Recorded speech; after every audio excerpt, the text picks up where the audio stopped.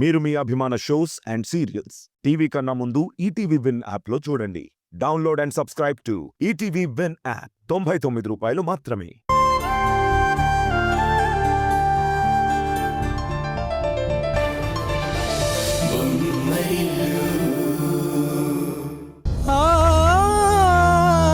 అత్తయ్య, ఉషా, ఏమైంది? అందరూ నన్ను అలా చూస్తున్నారు.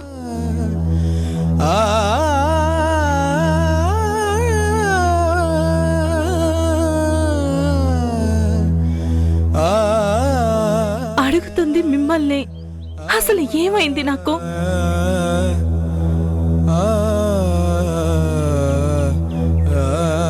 సీమంతం జరిగాక నేను రూమ్కి వెళ్ళాను. అక్కడ నా కాలుకేదో తగిలి పడిపోయాను. అంతవరకు నాకు గుర్తుంది. ఆ తర్వాత ఏమైందో ఏం జరిగిందో నాకేం గుర్తులేదు. కళ్ళు తెరిచి చూస్తే ఇక్కడున్నాను.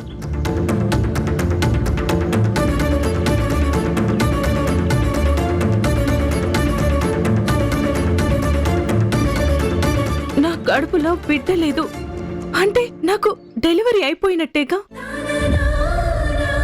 చెప్పు తరుణ్, మనకి ఆడపిల్ల పుట్టిందా లేక మగపిల్లవాడు పుట్టాడా?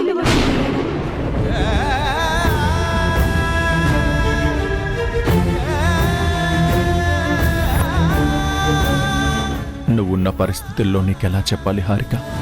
అసలు ఎలా చెప్పగలను? నువ్వు అడిగే ప్రశ్నలకి అవునని అబద్ధం చెప్పాలో కాదని నిజం చెప్పాలో తెలియక నా గుండె కొట్టుమిట్టాడుతుంది. ఏం మాట్లాడవేంటి తరుణ్? మన బిడ్డ ఎక్కడ? వేరే వార్డులో ఉంచారా?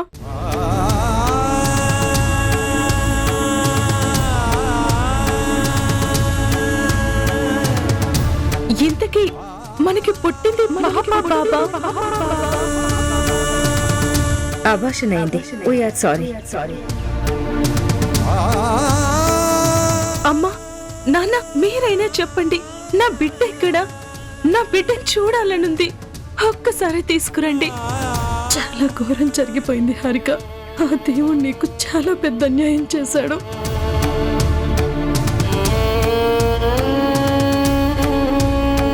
అత్తయ్య, మీరైనా ఏమైందో చెప్పండి. అందరూ అలా బాధగా ఉంటే నాకెలా తెలుస్తుంది?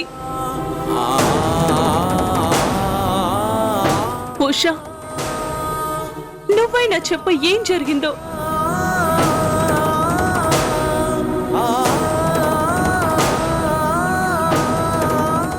హారిక, ఆ దేవుడు మీ బిడ్డని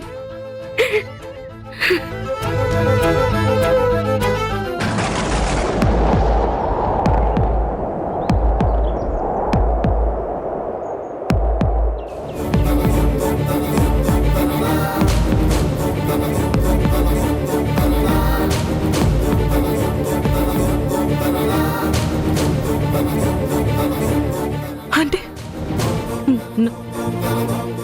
నా బిడ్డ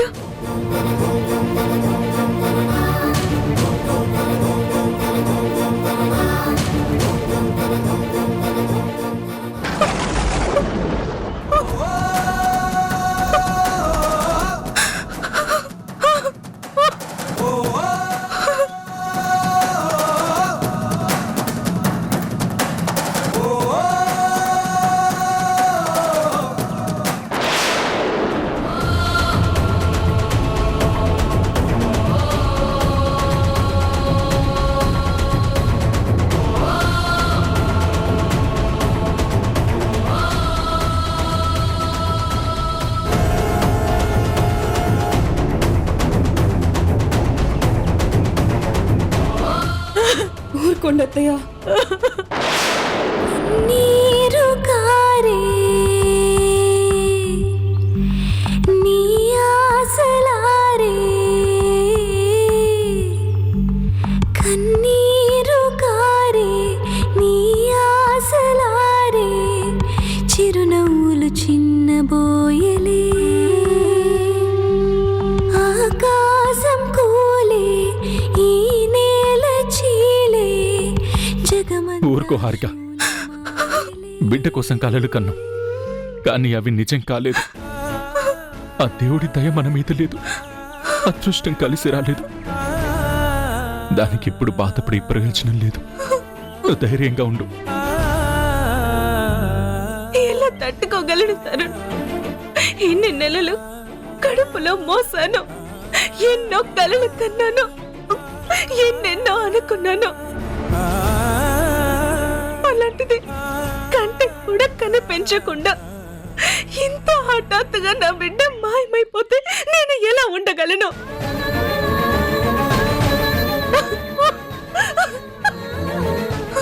నా బిడ్డతో పాటు నేను కూడా పోయి ఉంటే. అలా అనకక్క, అంత మాట నీ నోటి నుంచి రావద్దు. జరిగింది ఒక ప్రమాదం, అది ఎవరి వల్ల జరిగింది కాదు, అనుకోకుండా జరిగింది. మనకి బాధనే మిగిల్చింది. నువ్వు ముందు తేరుకో. ఇప్పుడు మన సంతోషం శాశ్వతం కాలేదు, అలాగే ఇప్పుడు అనుకోకుండా వచ్చిన విషాదం కూడా శాశ్వతం కాదు.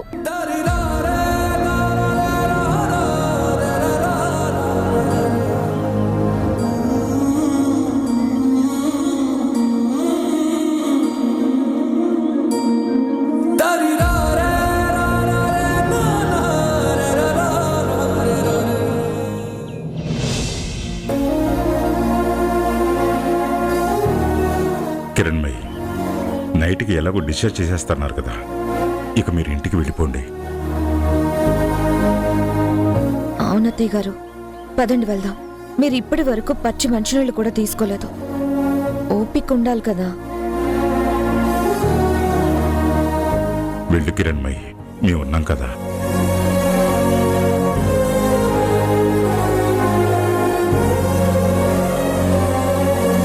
అత్తయ్య, నేను హారిక అక్క దగ్గరే ఉంటాను. ఎందుకు? ఇంకో ప్రాణాన్ని బలివ్వడానికా? ఆపు నీ నాటకాలు. చెప్పింది సరిగ్గా చేయవు కానీ ఇప్పుడు నటిస్తున్నావు. హారికని జాగ్రత్తగా చూసుకోమని నేను చెప్పింది విన్నావా? నా మాట పక్కన పెట్టి నీ సంబరాలు నువ్వు చేసుకున్నావు. ఇప్పుడు హారిక ఇలాంటి పరిస్థితుల్లో ఉండడానికి కారణమయ్యావు. కిరణ్మయి, ఏంటి అలా మాట్లాడుతున్నావు? యాక్సిడెంటల్ గా జరిగిన దానికి ఉషాని బ్లేమ్ చేస్తున్నావు. తనేం తప్పు చేసింది? అవును, తనదే తప్పంతా. హారికని జాగ్రత్తగా చూసుకోమని చెప్పాను. హారికని నీ రూంలోకి మార్చమని చెప్పాను. నా మాట లెక్క చేశావా? నేనెందుకు చెప్పానో కనీసం ఆలోచించావా? హారిక ఉన్న పరిస్థితుల్లో మెట్లకి వెళ్తోంది, అది తనకి మంచిది కాదు. వెంటనే కింద రూమ్ కి షిఫ్ట్ చేయమని చిల్లక్కి చెప్పినట్టు చెప్పాను. నా మాట విన్నావా? నేను ఊహించిన ప్రమాదమే జరిగింది. ఆ పసి ప్రాణం కళ్ళు తెరవక ముందే పురెట్లోనే పోయింది. ఇదంతా ఎవరి వల్ల? నీ వల్ల కాదా? నువ్వు జాగ్రత్తగా ఉంటే ఇంత దారుణం జరుగుండేదా? నేను నాటిన విషపు బీజం అత్తయ్య గారి మనసులో బానే నాటుకుంది. కిరణ్మయి, మీరు ఆగండి. మీ కోడల్ని వెనకేసుకొచ్చింది ఇక చాలు. ఈ విషయంలో నేనెవరి మాట విందల్చుకోలేదు. మావయ్య, అత్తయ్య గారు ఎంత బాధ కలిగితే ఇలా అంటారో మీకు తెలియంది కాదు కదా. ప్రెగ్నెంట్ గా ఉన్నప్పుడు ఎంత జాగ్రత్తగా చూసుకోవాలి. అత్తయ్య గారు హారిక విషయంలో అన్ని జాగ్రత్తలు తీసుకుంటూనే ఉన్నారు. కానీ నేనే మొత్తం చూసుకుంటాను అని ఉష చెప్పింది. అలాంటప్పుడు ఇలా జరిగాక ఉషని కాక ఇంకెవరిని నిలదీస్తారు?